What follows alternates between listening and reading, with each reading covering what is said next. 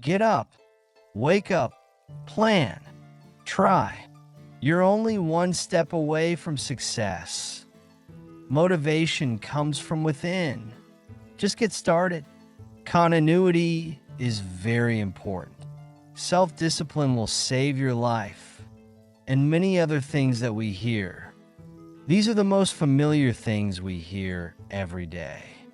We see and hear these things in motivational videos from the lips of successful people or from books.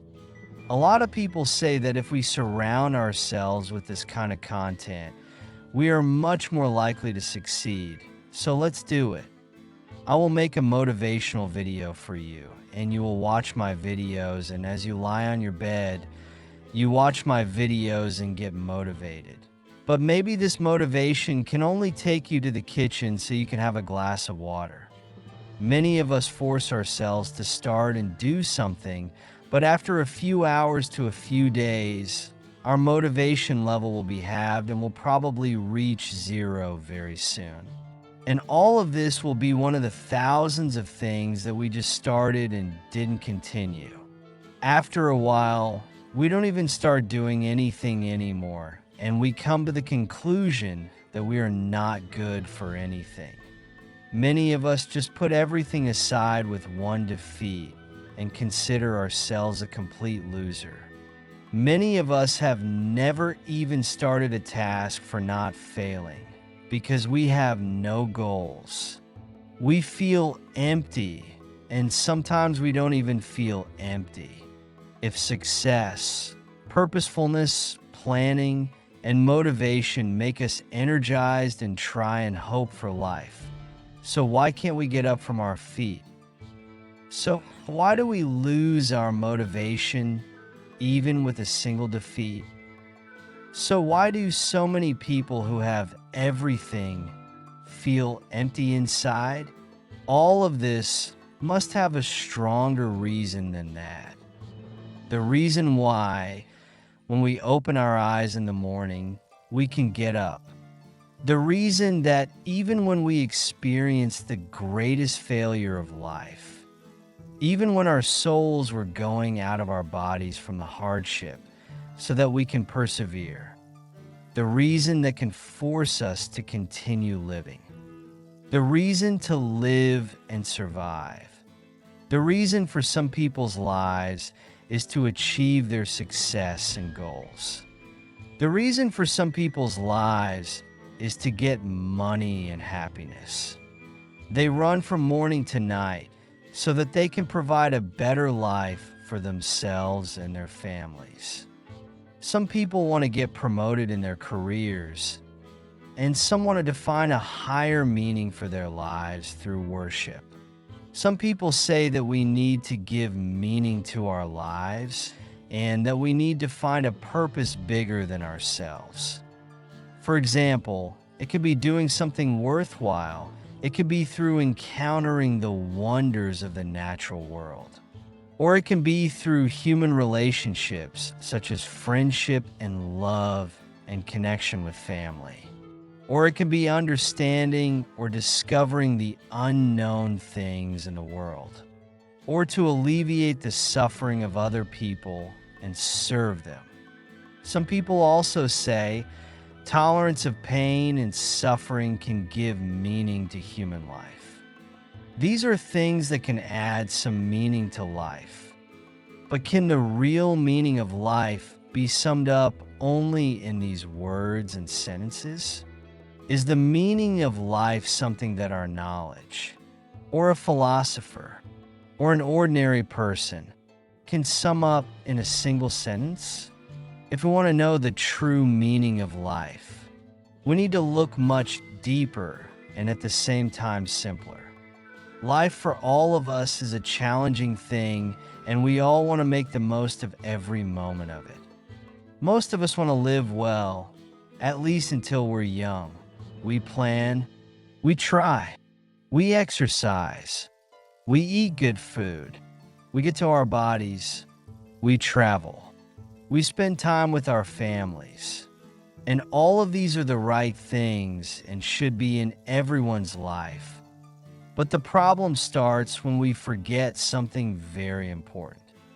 In 120 years, neither you, nor I, nor any of the people who breathe on Earth will be alive, and only a lot of gravestones will remain. Every second, 2 people on Earth die from different causes. And that shows that we have much less time to live on Earth than we think.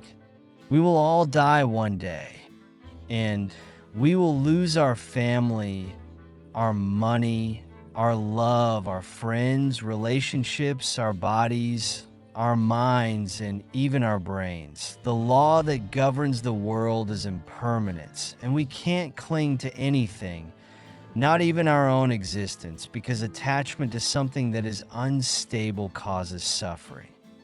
We humans are always afraid of losing our possessions, losing family members, losing our jobs, losing our lives, and this makes us feel hopeless about life all the time because we are attached to things that are unstable and last for a limited time. On the other hand, we humans all live on a fast cycle. We put life on the 2x mode, and we want to get ahead of everything and everyone. We work on fast speeds. We drive at fast speeds. We even eat at fast speeds so that we can get to work sooner. We even talk at fast speeds so that we can say more words in a minute. We work to buy a car and go on a trip, and when we buy a car, we work harder to buy a better car. When we get the car and go on a trip, we are in a hurry to arrive early. And when we arrive, we are in a hurry to come back early. When it is winter, we want sunshine. And when summer comes, we complain about the heat. Or we regret the past. Or we worry about the future. And we worry about what is going to happen tomorrow.